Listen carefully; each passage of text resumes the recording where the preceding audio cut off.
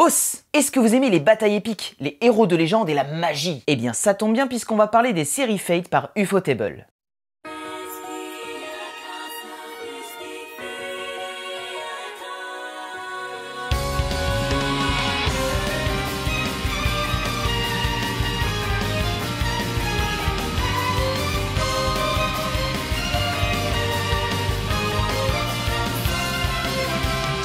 Fate Zero et Fate Stay Night Unlimited Blade Works, oui je sais c'est long, sont deux séries de 25 et 26 épisodes réalisées par le studio Ufotable, aussi à l'origine des films Garden of Sinners, ainsi que des OAV de Tales of Symphonia et la série Tales of Zestiria, The Cross.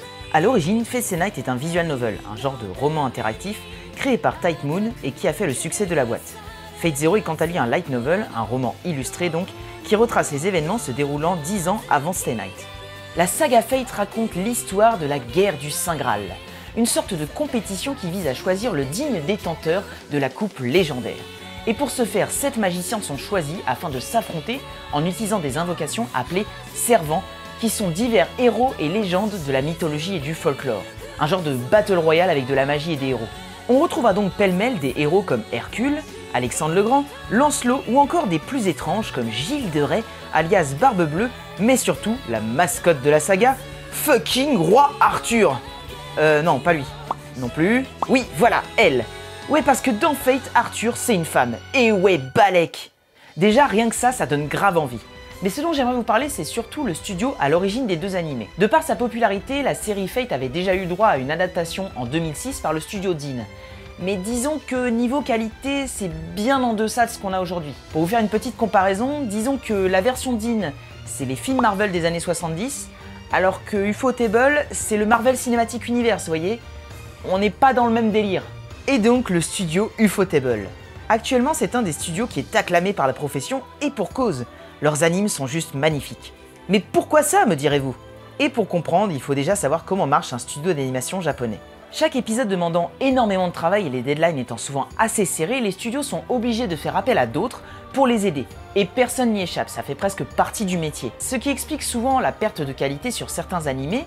Étant gérés par divers studios, il est difficile d'harmoniser le tout. Et là où Ufotable fait fort, c'est que eux, ils font tout en interne. Oui, tout. Et même si cela représente un travail colossal, ce n'est que grâce à une très bonne organisation que le studio s'en sort. D'ailleurs, si le sujet vous intéresse, je vous invite à regarder la vidéo de Canipa Effect. Elle regorge de plein de petites anecdotes, notamment celle à propos de l'origine du nom de la boîte. Et fun fact, ça vient bel et bien d'une table. Mais alors, elles valent quoi ces séries? Bah c'est de la grosse bombe! Déjà c'est grave beau, putain! Ensuite, les musiques composées par Yuki Kajiura sont magnifiques. Pour la petite histoire, elle a fait celle des animes de Tsubasa Reservoir Chronicle, Noir, Axing, Pandora Hearts, rien que ça. Mais surtout, l'histoire et les personnages sont prenants.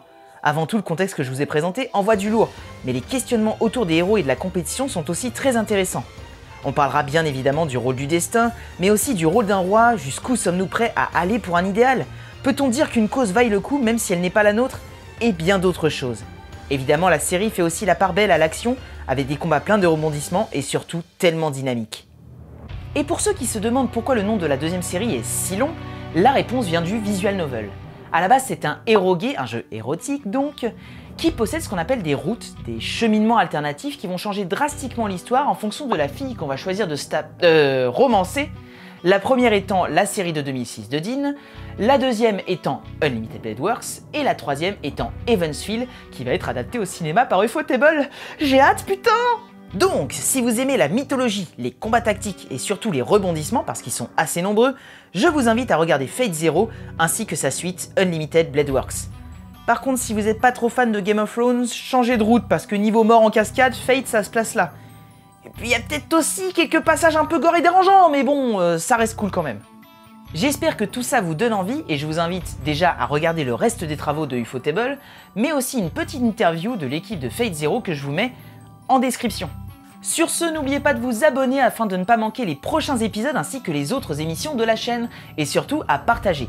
Je vous laisse avec un petit bonus, Sir Ian McKellen aka Gandalf le Gris, qui récite la phrase emblématique de Unlimited Blade Works.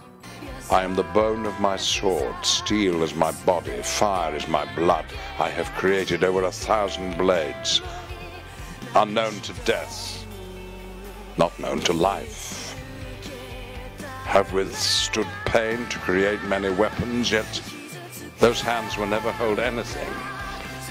So as I pray, Unlimited Blade works. どうして空はこんなに青くて何も悲しみを知らぬようにいつも